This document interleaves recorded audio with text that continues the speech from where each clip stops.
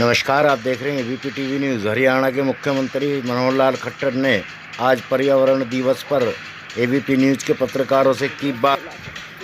Covid काल शुरू होने के बाद पहली बार मनोहर लाल खट्टर आए मीडिया के सामने। जागरूक करना चाहेंगे और यहाँ क्या कार्यक्रम किया। देखिए मित्रों, आज 5 जून विश्व पर्यावरण दिवस है और विश्व पर्यावरण दिवस का वैसे तो हर वर्ष ही महत्व होता है, लेकिन इस वर्ष जैसा हमको एक ऐसे संकट में से निकलना पड़ा, महामारी कोरोना के कारण से जो ऑक्सीजन की कमी, इसका आभास सर्वविदित ऐसा सबको हुआ है। तो ऑक्सीजन के जो प्राणदाता है, ऑक्सीजन का जो हमारी जो प्राणवायु के प्रदाता है, वो पेड़ है। पेड़ पौधे, इनको बढ़ाना, इनको सुरक्षित रखना और इनके लिए हर व्यक्ति को जागरूक करना एक बहुत बड़ा एक विषय है। इस विषय को हमने आज जनता के सामने रखा है। आपके माध्यम से मैं हरियाणा की जनता को अपील करता हूं कि पेड़ों को लगाएं, उनको सुरक्षित रखें, ताकि हमारी प्राणवायु, ये जो ऑक्सीजन है, इसको बढ़ावा मिले, हमारा जीवन सुरक्षित रह सके।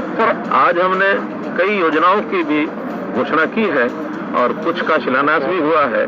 जैसे पहला, ये जो करनाल में मुगल कैनाल, इस के क्षेत्र में 80 एकड़ भूमि पर एक ऑक्सीवन लगाया गया है। इस ऑक्सीवन को एक लोगों के आकर्षण का ये केंद्र रहेगा, भ्रमण करने के लिए, लोगों को आने जाने के लिए, और अलग अलग प्रकार के उसमें वनों की कल्पना की गई है।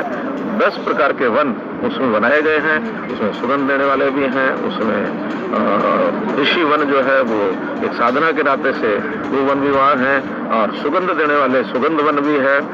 ऐसे अलग अलग वनों की वहाँ कल्पना की गई है।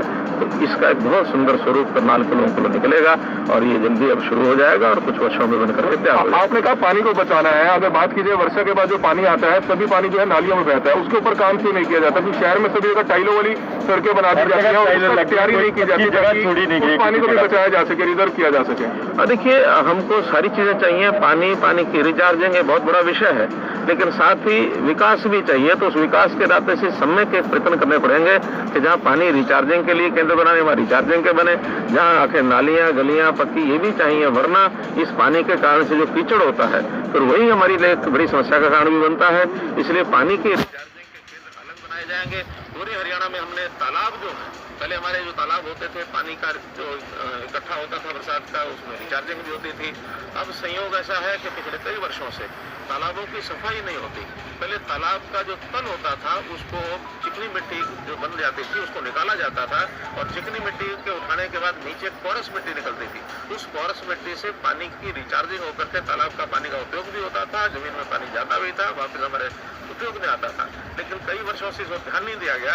हमने पिछले 2 वर्ष पहले एक तालाब प्राधिकरण बनाया है हरियाणा के अंदर। 14,000 तालाबों को ठीक करने का काम हमने शुरू कर दिया है। अभी लगभग 150 तालाबों का काम शुरू हो चुका है। जो बड़े बड़े तालाब गाँव में खास करके जो भर गए थे, ओवरफ्लो हो गए थे, गंदगी जैसे बढ़ गई थी, 10 एकड़, 20 एकड़, 25 एकड़ के भी तालाब हमारे हैं। वैसे महाग्राम के तालाब सब बनाए जा रहे हैं। सेकंड जो उसकी फेज है, उस फेज में लगभग 450 तालाब उनको ठीक किया जाएगा। टोहाना में आज गिरफ्तारियां दे रही है राकेश टिकैत, गुरनाम सिंह चढ़ूनी। पिछला जो घटनाक्रम हुआ देवेंद्र बबली वाला, किस तरीके से देखते हैं आप? मैंने अपील भी की है और मैं मानता हूं कि जो भी कुछ इस प्रकार के आंदोलन में वो कार्य करें, तो एक प्रकार से लॉ एंड ऑर्डर को खराब न करें, शांतिपूर्वक तरीके से करें, अहिंसा इस नाते से तो ध्यान रखें।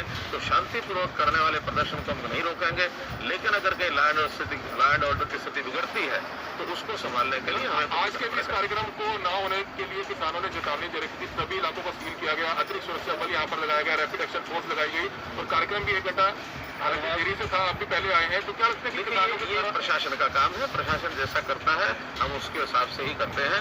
तो आखिर कोई भी सुरक्षा के काम में प्रशासन की बात को सर्वोपरि मानते हैं। एक एक करके महामारी की बात को लेकर क्या तैयारी है? को लेकर क्या तैयारियां की? इंजेक्शन की काफी कमी है सर। देखिए, ब्लैक फंगस जिस गति से प्रारंभ में आज से 8 दिन पहले शुरू हुआ था, अब वो काफी कंट्रोल में आ गया है। अब लगभग 600 के आसपास पेशेंट्स सभी हॉस्पिटल में, मेडिकल कॉलेजेस में हरियाणा में हैं, जो पिछले 3-4 दिन से स्थायी है। और विशेषज्ञों का मानना है कि ये अपने आप में नहीं बढ़ता, ये तो केवल आफ्टर इफेक्ट है कोविड की जो लोग प्रभावित हुए उससे जो पॉजिटिव हुए उसका दवाइयों का अन्यथा कुछ इलाज का या जो कोमॉर्बिडिटीज के जो पेशेंट्स थे उन्हीं में ये आफ्टर है, लेकिन अब इसका कंट्रोल हो गया है। कंट्रोल माने दवाइयां भी इसकी उपलब्ध हो गई हैं, जो पहले प्रारंभ में संकट था और दवाइयां आने लग गई हैं। कल भी हमको इंजेक्शन इसके मिले हैं, 8,000 इंजेक्शन हमारे पास आ गए हैं और आगे भी उसकी उपलब्धि ज्यादा बढ़ेगी जैसा मांगे वैसा। केंद्र सरकार और राज्य ने एक बयान दिया है, उन्होंने कहा है कि आप प्रधानमंत्री से जो मुलाकात करके आए उनकी आंखों पे आपने चश्मा चढ़ा दिया, प्रधानमंत्री जी की आप जीवन दान ले आए। मुख्यमंत्री मनोहर लाल खट्टर सबसे आसान शिकार है, इसलिए वो मुख्यमंत्री बने रहे, उन्हें आसानी से प्रधानमंत्री की योग्यता के ऊपर उनके तो बड़े बड़े भी आए तब भी क्वेश्चन मार्क नहीं लगा सकते। हमारे प्रधानमंत्री की योग्यता को वो कम ना समझे। हमारे प्रधानमंत्री एक दूरदृष्टि वाले व्यक्ति हैं, हर चीज का मूल्यांकन वो ठीक से करते हैं, हर चीज की समस्याओं का हल निकालते हैं, समाज को कैसे आगे बढ़ाना है, समाज में जो कमियां हैं उनको दूर करने के लिए लगातार पिछले 6 साल से लगे हैं। हमारे देश को दुनिया में एक स्थान दिलाने वाले प्रधानमंत्री नरेंद्र मोदी।